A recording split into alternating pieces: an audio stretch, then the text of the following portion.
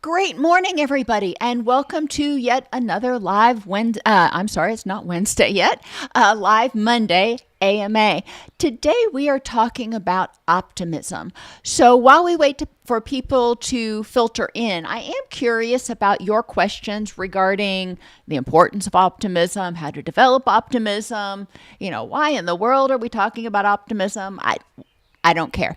Or, if you don't have anything you want to say about optimism, we can talk about some other things. Hello, Space Time. Hello, Adriana.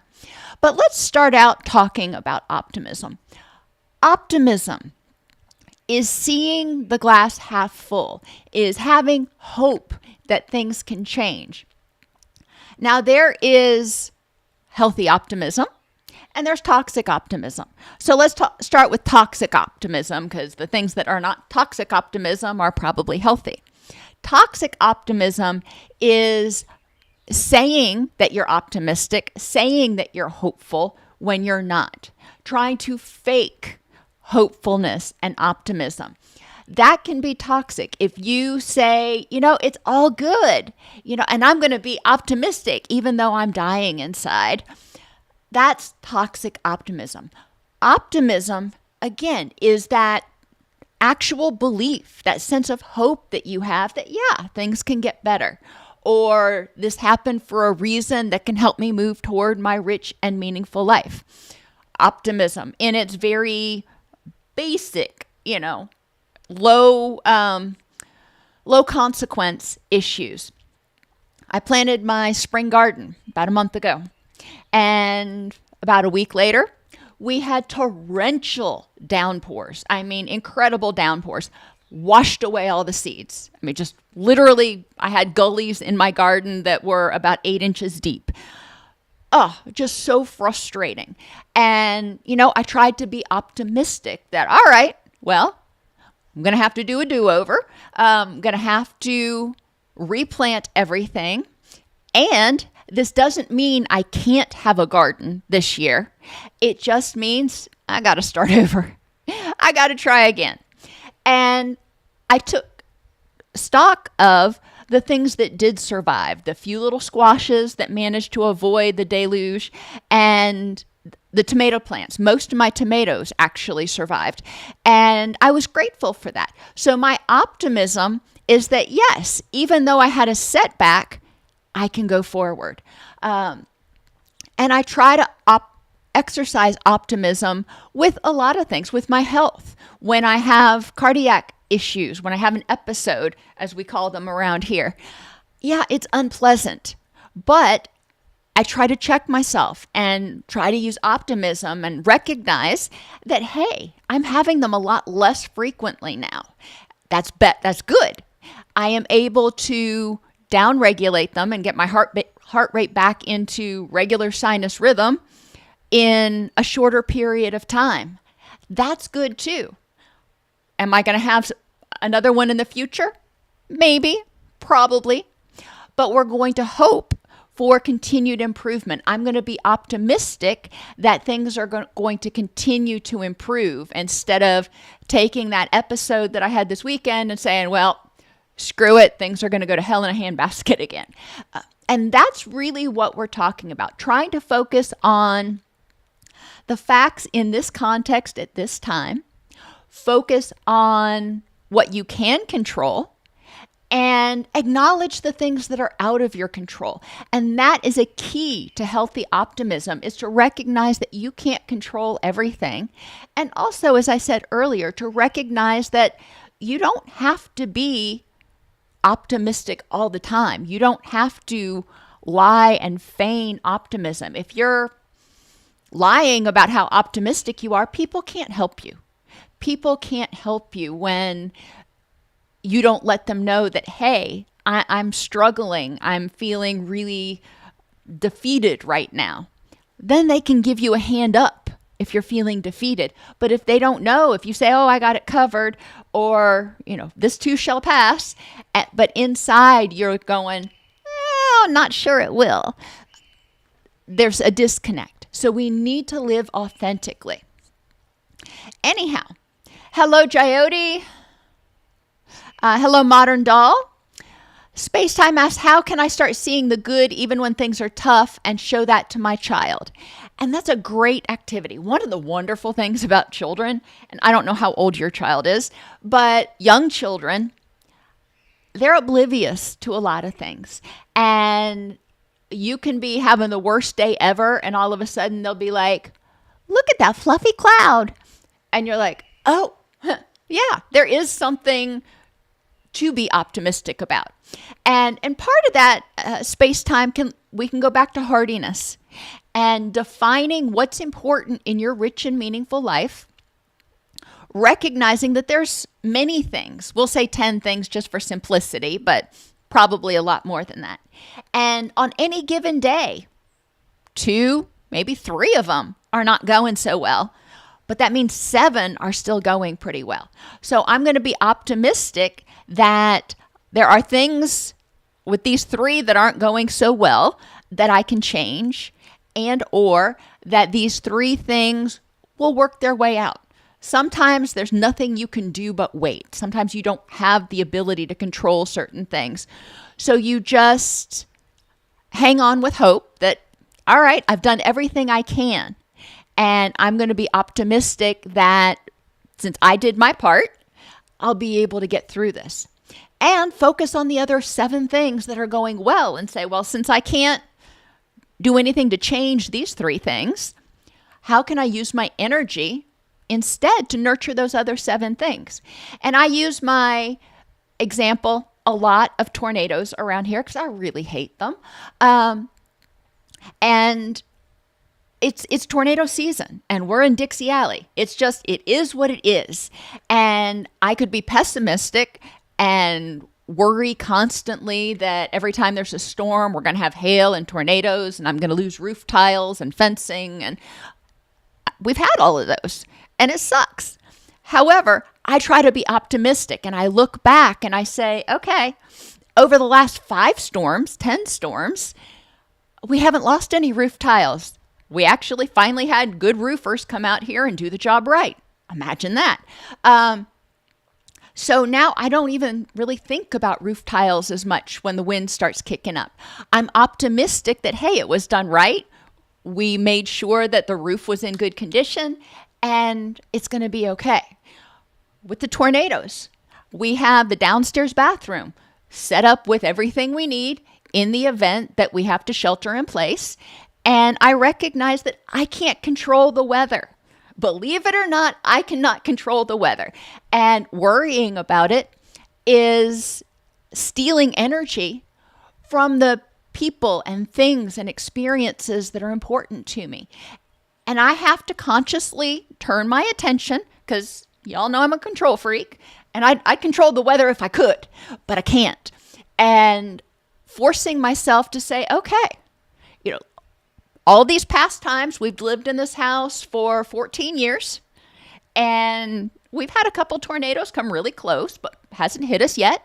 So that's optimistic. And we have a plan set up to get through it safely. That's optimistic. If the worst case scenario happens, would it suck? Yes.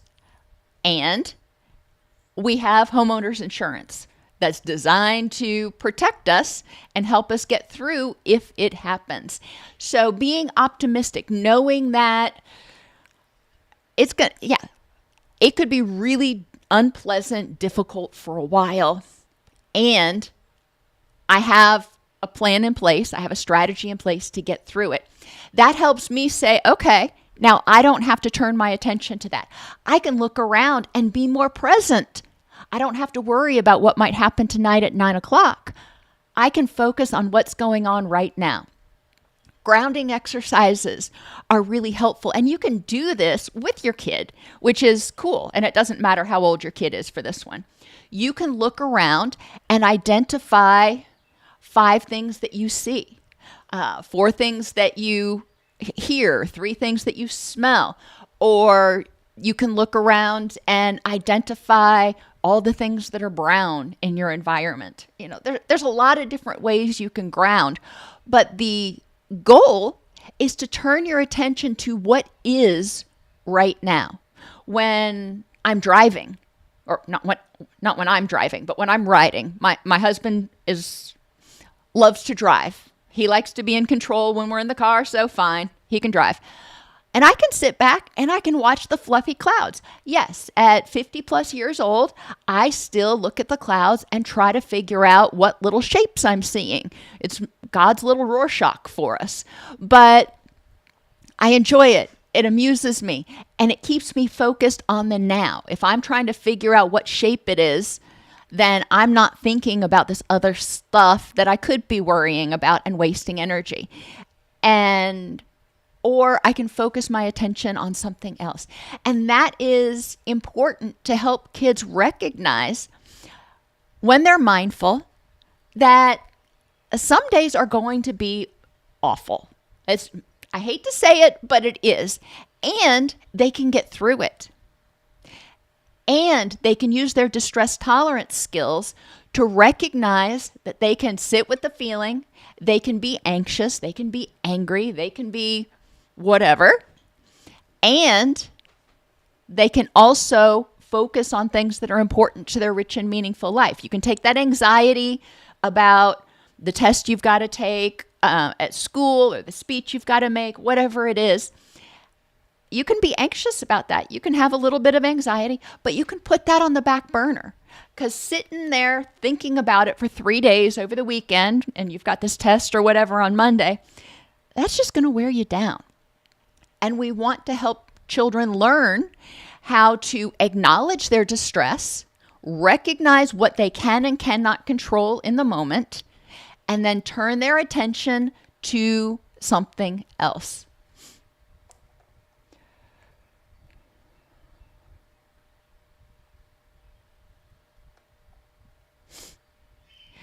And 10 years old is a difficult time for children. It's, the beginning for a lot of them these days of the hormone fluctuations, and there's a lot going on with school. They're upper elementary or beginning middle school, depending on where they're at, and that should be like 4th or 5th grade here in the U.S. for those of you who aren't here, but that is a time of anxiety, and they are switching. If you look at Erickson's psychosocial stages of development, they're switching into a new stage of development and moving toward industry versus inferiority. And I believe, I have to go back through that one again. But in any event, they're trying to figure out what they're good at. They've already figured out how to take initiative. Now they need to figure out what they're good at. And that's a big question mark, because you start doing things, and if you fail, you can feel really anxious, or you can feel anxious about trying, because then you may feel anxious that you're going to fail. Defining what is important, have that child define what is important in their rich and meaningful life. And it could be their dog, it could be their video games, it could be visiting grandma on over summer vacation. Identify the things that are important.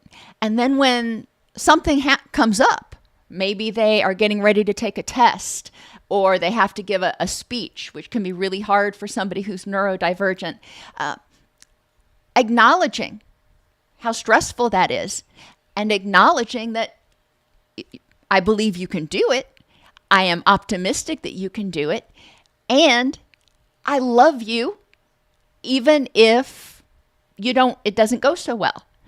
And looking at how it affects the things that are important in that child's rich and meaningful life if it doesn't go so well. If that speech doesn't go so well, does it mean they can't go visit grandma over the summer? No, has nothing to do with it.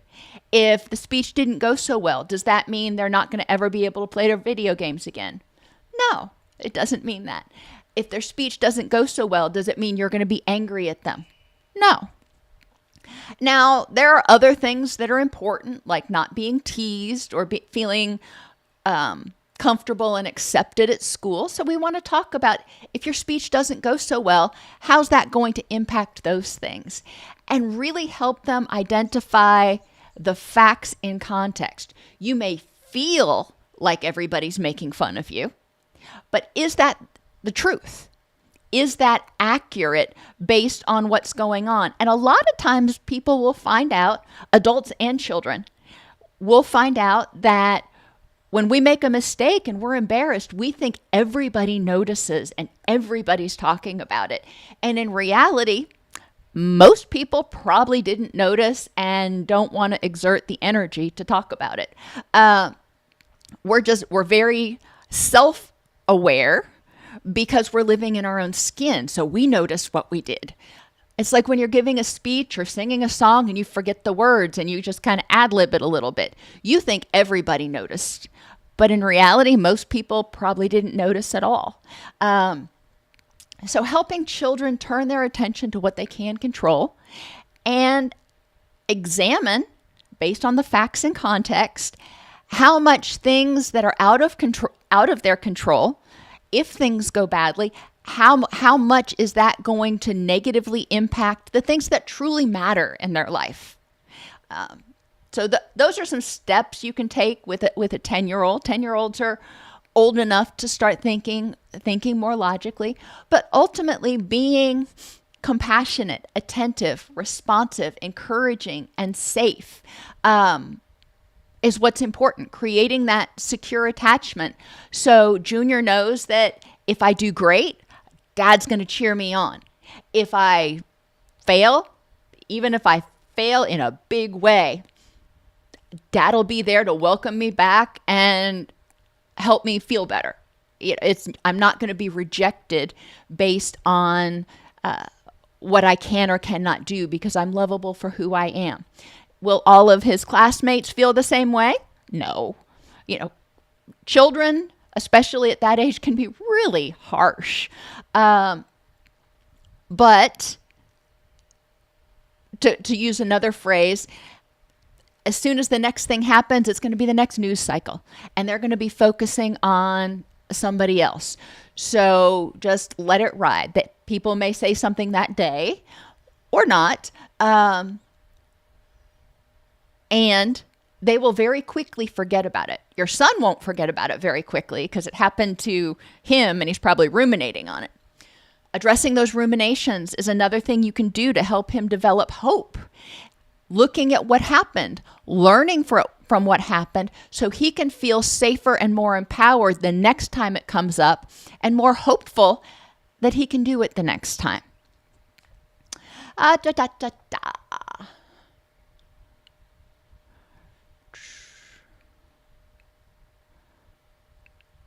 LT's right. It's great to restart from the reality of how things are. Linehan says that change is the only constant. And if we just accept what is right now and ask ourselves, what can I do to improve the next moment? There are some things, as I said, you may not be able to change, but there are some things that you can do to improve the next moment, like quit focusing on something you've got no control over. Hello to Roller Girl from Las Vegas. Always wonderful to see you.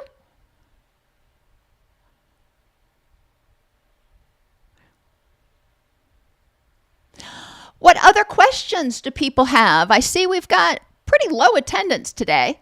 So I'm wondering, what people want to talk about, what I can be of service with. Might as well make use of the sort of individual time with me since there aren't a whole lot of people. Jayoti asks a very good question. If we look at our failures in a positive way, is it an optimistic thinking? I believe so. I can look at my failures and I can learn from them. I can look at things that I've not done well and I can say, hey, that's not my thing. I'm not an artist. I am not. My aunt is a professional artist. My daughter, as y'all know, because I bragged about her before, she is incredibly talented. And she didn't get that from me. And I can look at the things that I haven't done well. And I can say, well, that's not something that I'm supposed to do. We all have different talents. My husband, as I've told you all many times before, he is one of those people who is steady state. It's really hard to get him riled. And that is a superpower for him. That's not me. I tend to be a little bit more all over the place. And is that positive or negative? Within reason, it's not a bad thing, but we're different. And I can recognize that when things get really stressful, it is amazing to have him there to sort of serve as the rock. We've been going through some family stuff with his side of the family lately. And there were a couple of times that I was like, honey, why don't you just go down there and be the voice of reason? Because that's what he does well. And I can look back on times when I've been a little bit too dysregulated, and I can recognize, yeah, I was probably a little over the top there. And I can learn from it.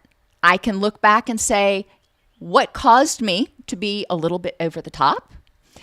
How can I learn from it so I can react within a better range the next time? And I think that ability to learn from our mistakes, because we have them, to learn from our failures, because we're going to. If you step outside your comfort zone, you're going to fail sometimes. But that means you got outside of your comfort zone, and good on you. That means you tried to do something that was hard or that you'd never done before. And maybe it went well, maybe it didn't, but good on you for trying. And that's optimism. That's saying, I'm going to try something, and if I do great, wonderful. If I fail, no harm, no foul. Because I am a good person and I am lovable for who I am, not what I succeed or fail at. So that was the really long version of yes, I totally think that is optimism, healthy optimism. Toxic optimism, the best way to identify that is it makes you feel bad. When you tell everybody everything's okay and you try to fake it till you make it, and you're not living authentically. And that is toxic. We need to be in touch with our feelings so we can address them. We need sometimes help, believe it or not. We were not designed to do everything always all by ourselves. That's just not the way we were created. And by using toxic optimism, we can confuse ourselves into thinking that we're supposed to be able to handle it. And we can also push away people who could help us because we're not telling them, hey, I need help here. I'm feeling vulnerable. I'm feeling defeated. But that was a great question. Ultimately, when you're being optimistic, does it make you feel better? And we can be toxically optimistic with other people. And that's something I really haven't talked about yet. But when you are espousing toxic optimism, you're telling people to look on the bright side, and you're ignoring their pain. Healthy optimism acknowledges the pain and acknowledges what they've got working for them. It looks at the good and the bad, not just the good. And in pessimism, not just the bad. So you're embracing the entire picture of what's going on. And we want to make sure that when we interact with others, even though we may not want them to hurt, and we may want to take that hurt away and get them to turn their attention to something else, we need to acknowledge their distress, what they can control in that situation, or help them figure out what they can control in that situation, and help them also turn their attention to those other things that are important in their rich and meaningful life that may be going well. You screwed up and you got arrested for something. I don't know. I'm not really good with criminal justice analogies, but we'll go with it. You wanted to go to law school, and that an arrest and law school don't seem like they're compatible. But hey, with this arrest, you might have the opportunity to go through a pretrial diversion program and get it wiped off your record. So therein is optimism, seeing options for how to solve the problem that don't prevent you or don't block you from moving toward your rich and meaningful life. LT asks, when people are critical of me, how can I not just take it? Yes, choose my battles, but freezing in that moment means I'll ruminate later. Totally get it. When people are critical of me, of you,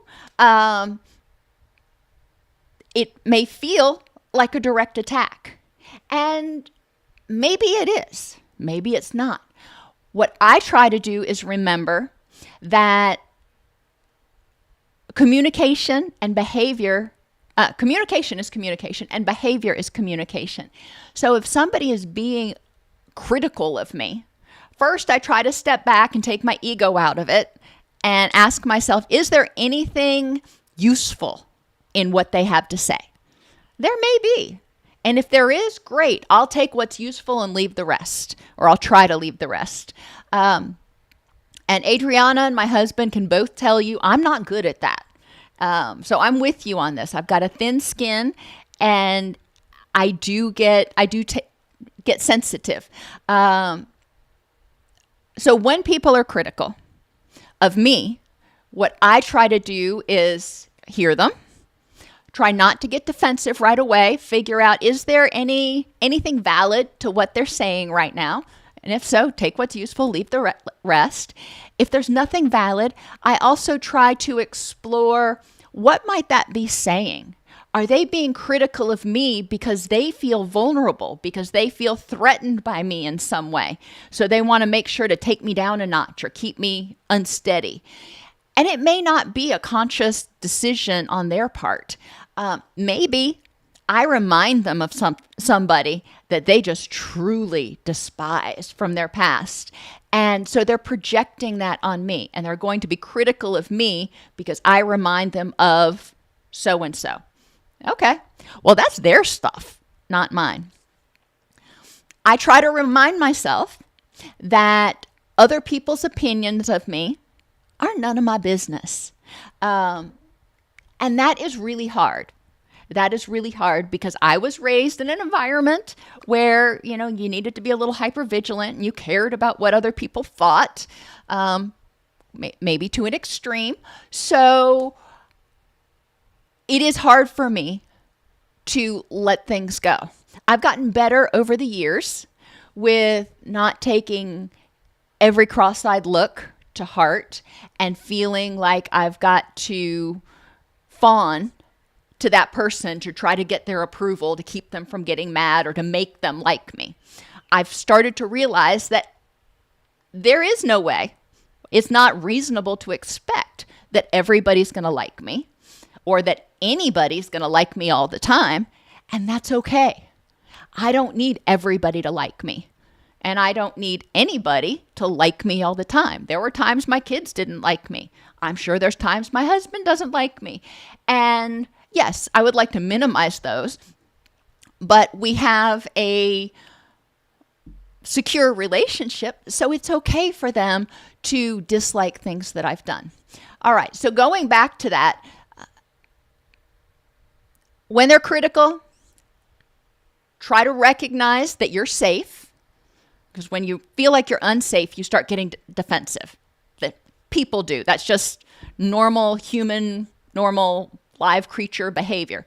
When you feel vulnerable, you start getting defensive. Okay, they were being critical. I would encourage you to think back to times in your past when people have been critical of you and it's been a big deal. Maybe you grew up in a household with very critical caregivers, and so you have an element of anxious avoidant attachment, or maybe you have more than an element. I don't know. But when people criticize you in the present, it can reopen those old wounds, which is why we go back to facts in this context at this time. Do you need this person's approval? In what situations would you need this person's approval? When you move out of that moment, you navigate that moment, and you find that you're ruminating on what was said. There are a few things you can do. You can refuse to acknowledge it. No, Already covered that, not going back there, or that's on them. I'm not letting them rent space in my head or live in my head rent free. Whatever phrases you want to use, you can do that. You can acknowledge the thought, but turn your attention to something else. All right, that's not important anymore. What's important is focusing on my kids right now, or my dog, or whatever, doing something positive that's important in your rich and meaningful life. One of my favorites is to write it down and then put it in a box. And if you want to ruminate over it, set aside rumination time, 20 minutes a day or something, and you can go look at it. Write it down. For some reason, and we still don't totally understand why, but for some reason, when we write things down, it's almost like our brain has taken that memory that we had in our short-term memory, and we've moved it to another hard drive. And it's just going to park over there, and it doesn't come up in any of our searches anymore because it's not on our C drive. I know I'm mixing my metaphors today, but hey, bear with me. So that's another thing you can do. You can also counter that behavior, counter that statement that you heard that was critical. You can acknowledge any parts that were accurate, but then you can also accurately, to yourself, I'm not talking about to the other person, to yourself, acknowledge all the things they got wrong. And this is going on, and I'm good at this. That can also be helpful because it balances the potentially constructive feedback, even if it wasn't delivered constructively, with the other things you know about yourself to be good, to be not needing correction. Optimistically, you can respond to their unkindness in the moment by taking a breath. It's like, okay. Remember, when somebody says something that triggers us, it triggers our stress response. We start feeling defensive. We start feeling vulnerable, threatened, whatever word you want to use. All right, take that breath. You can say something like, I hear your point, or I will take your feedback under consideration. Find a phrase that acknowledges, I heard you, but doesn't necessarily say, oh, I agree with you. I'll take your feedback under consideration. Now, if they were, there's a difference between criticism and, constructive criticism, and just nastiness.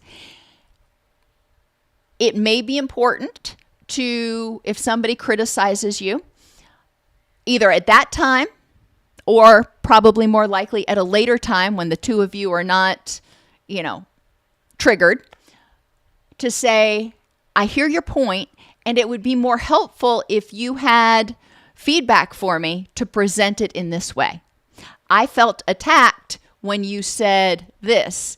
It would be more helpful if you said it in this way. Not everybody's going to hear that and respond to that, but it can be helpful if you feel like the way they're delivering the information is triggering. You can consider that. So, backtracking, acknowledge what they've said. Thank you for the feedback. I'll take that under consideration. And then walking off or trying to excuse yourself from the situation. That gives you a minute or more to downregulate and think about the crux of what they said. Even if they didn't say it nicely, you can think, was there anything to that? If not, if they were completely out in left field, they were responding to rumor or assumptions, then at a point when you feel grounded, you may go back to them and say, I'd really like to talk about this thing and clear up a few things. That can be really helpful too in the workplace, even at home, especially if you've got a lot of siblings. A lot of stuff can get misconstrued, and sometimes people make assumptions based on faulty input, and it's important to clear that up. But trying to clear it up when you're on the defensive usually doesn't go well, which is why hearing it, stepping back, pondering it for a second, and then acknowledging it when appropriate can be helpful. And it is not easy. It sounds easy. It's not easy to do because our gut reaction is to stand up for ourselves. And when we're feeling defensive, when we're feeling attacked, and criticism for most of us can feel threatening, can feel attacking, because we have been raised in a culture where our approval of ourselves and our approval by others is often based on what we do, not who we are. They're based on conditions of worth, and that's not healthy. But that's how we were raised, and we've got to start separating what we do from who we are. If I screw up and my boss criticizes me and said, Snipes, you really screwed up. Am I going to feel bad about it? And I'm going to feel self-conscious? Yes, I am. But I need to separate what I did a bad thing, from who I am. I'm not a bad person. I did a bad thing. Or I did this thing in a way that you don't approve of or don't agree with, which may have some merit to it, or it may be your stuff, because there are multiple ways to solve the problem. And that's a decision that you've got to make on a case-by-case basis. Their motivations are often, when people are critical, are often self-defense because they feel threatened by you in some way. It could be self-defense because you're triggering memories of somebody from the past, and when you talk, you sound just like, or you look just like some nemesis from the past. So they are defending themselves from that past person, and they don't realize it. It could be that they're intentionally being mean. And I hate to say that, but some people are. Some people do, because they're that unhappy that they want everybody else to be unhappy with them. If they get criticized, they're going to make sure everybody else they run into that day gets criticized too, to bring everybody down to the same playing field. It's unfortunate. And that's a kind word for it. However it happens. But it has nothing to do with you. It's all in their own head. And again, 99% of the time, when somebody is nasty to you, it has a lot more to do with them than it does with you. It has more to do with their security or their insecurities. It has to do with their memories, their traumas, their perceptions, and not necessarily with what you did. Check yourself. Did I do something that requires correction? If so, okay, I'll take steps. And if not, what do I need to do to stay safe right now? And what do I need to do to prevent further problems in the future? Which may mean setting boundaries. It may mean clarifying things. It may mean just letting this go, because that other person, when you step back and you think about it, you recognize that other person was just in a really bad place that day for whatever reason. And you're like, okay, we all have those days where we maybe aren't on our best behavior. How to manage goals and stay on task with ADD. Part of the thing with ADD is that your reward systems are a little bit different than our reward systems. Chunking things can be really helpful. Making lists can be really helpful, so you can see what needs to be done and you can check it off and get through it. Having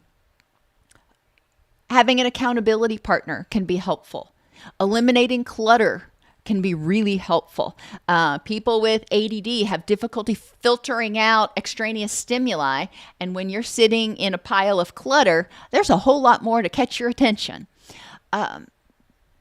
Creating workspaces, if you need to focus on something, that are non-distracting. That includes pulling the blinds down so you don't see the little birdies flying by or the fire trucks going by wherever you're at. Turning on or off music. Some people with ADD or ADHD say it helps them focus if they've got music on in the background. If not, their mind is going 16 ways. Other people say music in the background just distracts them. Some people prefer instrumental. Other people prefer music with words. Whatever it is that works for you is going to be very helpful. Being reasonable with your goals and learning how to, now that you recognize that you've got some ADD characteristics, trying to figure out what things you can do to best address those issues. And I encourage you to go back to watching some of the videos I have on trauma symptoms, because trauma and ADD and ADHD overlap a lot.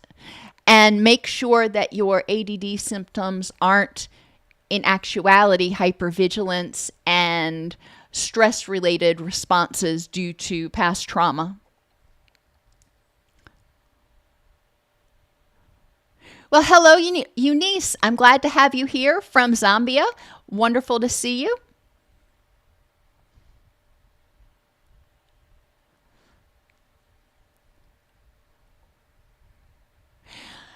And LT, if somebody is yelling at you that you're stupid, that's not even criticism. That is verbal abuse. How do I change stupid? I don't know what you mean. You need to give me, that's like me walking into my son's room when he was little and saying, this room's a mess, clean it up. And he'd look around and go, looks fine to me. No. So we need, if somebody's going to give us criticism, they need to provide it in observable, measurable, objective terms. What is it? If you think I'm lazy, okay, what am I doing or not doing that gives you that impression? So, or what would you prefer that I do that I'm not doing that gives you that impression? Identifying targeted behaviors.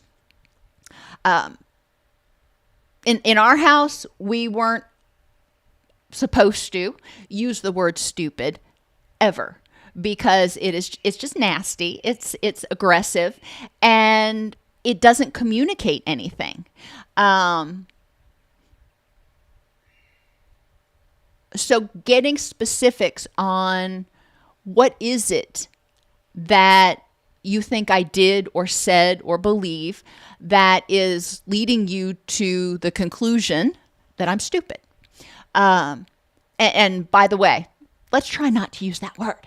And I'm not sure to whom you're referring, if it's a boss or a spouse or, and depending on the role that person has, you may have to navigate it somewhat differently. But it is okay to set boundaries and say, that hurts, and it's not helpful when you say stupid. I need you to tell me specifically, what is it that I did wrong or said wrong that you disagree with, so I can decide what to do about it.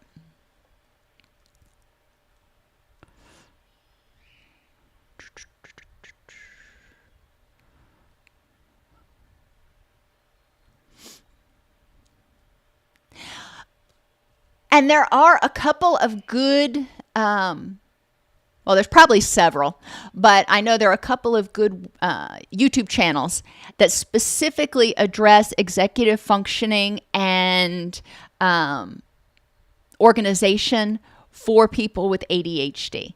And a lot of what ADHD comes down to is organization, getting things together so you can figure out how to plan it.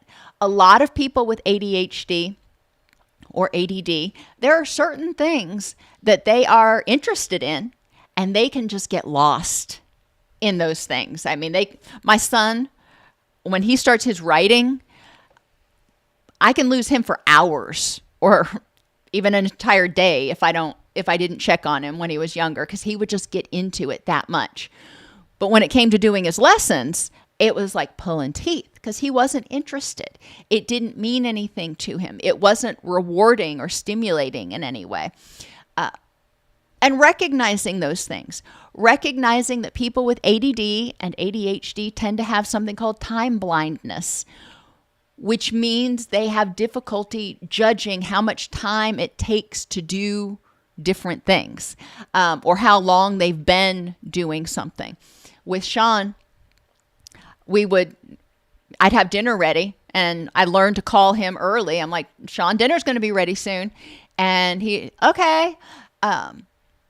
And then I'd give him another warning, right? But dinner's going to be ready in 5 minutes. Okay. And I'm setting the dinner on the table, and I'm like, Sean, dinner's ready now. He's like, okay, just let me finish the mission. No, you're not finishing the mission. Pause your game and get down here. But in his mind, that 15, 20 minutes lead time that I had given him was like 2 seconds. It just went by in no time flat. I believe, for my own sanity, that he wasn't trying to be disrespectful. He is a very kind-hearted person, but he just was oblivious to how much time had gone by. In his adult life, he uses timers a lot. And he has found, and I will share this with you, that is really awesome.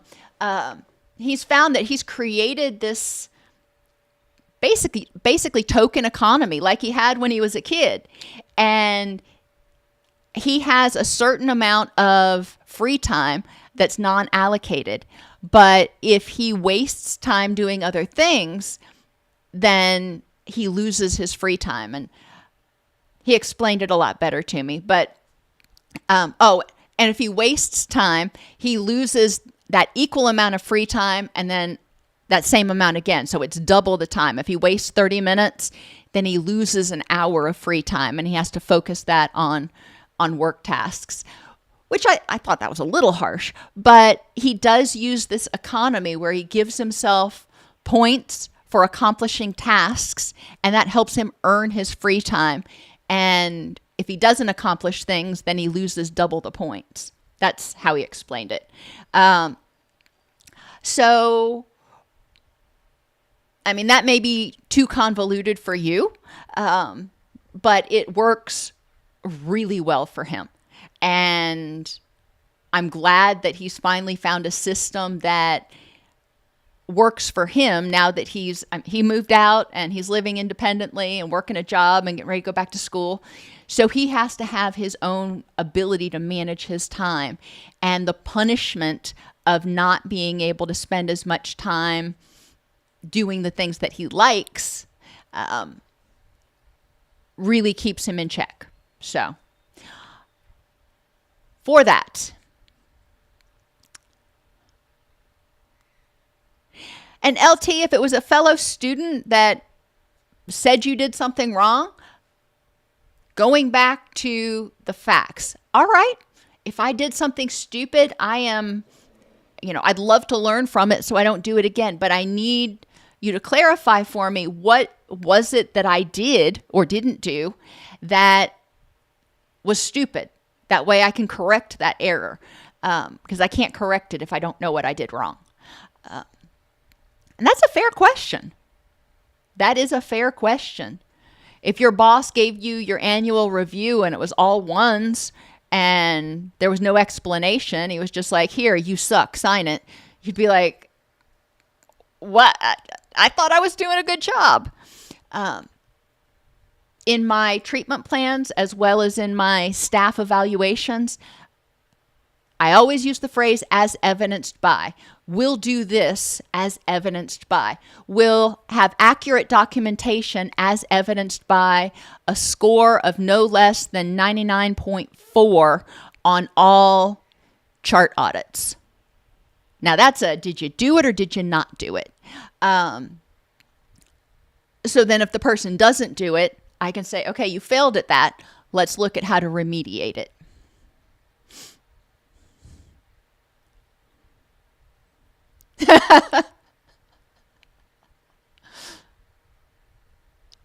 All right, everybody, thank you so much for being here today. I really appreciate the interactivity from all of you. I appreciate Roller Girl, LT for asking questions, Jyoti for asking questions earlier, Space Time, you too. We didn't have a lot of people here today, but the blessing with that is it gives people who are here more time to actually get questions answered and follow up on questions that I have answered. So, hey, I will see you next Monday, same time, same station. And if you're interested in, the in-depth stuff, remember on Wednesday, we always do the live counselor education webinar. Please remember to like the video. Please remember to share the channel. I have videos on most all topics from vitamin D to anxiety and ADHD and everything in between alphabetically. And if I can help people find that information, it's a win-win. They get help, they get some information, and it helps the channel. So anything you can do to help your friends, colleagues, doctors, counselors, pastors find the channel I'd be super grateful for. So everybody have a good day, and I will see you next time.